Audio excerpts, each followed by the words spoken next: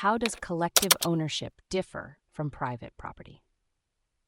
If you're curious about the different ways people and societies can own and manage property, you're in the right place. Let's break down the differences between collective ownership and private property. First, let's look at private property. This is when an individual, a business, or a legal entity owns something. The owner has a lot of control over what happens to this property. They can decide how to use it, who can use it, and even sell it or give it away if they want to. Now let's talk about collective ownership. This is when a group of people, often a community or a cooperative, jointly owns and manages property.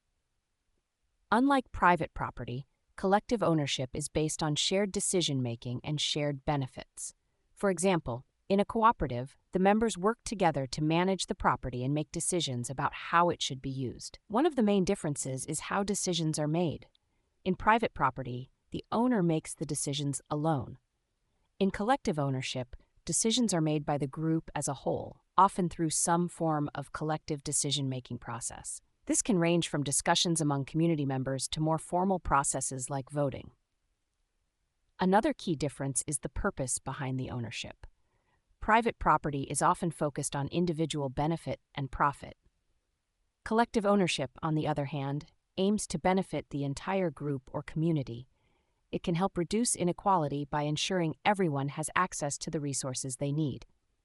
In terms of examples, private property is common in many capitalist economies where individuals and businesses own land, buildings, and other assets. Collective ownership is more common in socialist or command economies, such as in Cuba or China, where the state or communities own and manage major industries and resources. However, collective ownership is not limited to large-scale state-run systems. It can also be seen in smaller cooperatives, like the Mondragon Corporation in Spain, where employees own and manage the business together. This type of ownership can promote social cohesion and a sense of community among its members.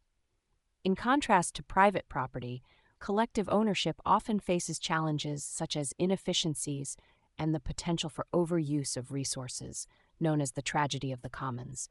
But it also has the potential to promote innovation and growth when managed well, as seen in some modern Chinese industries.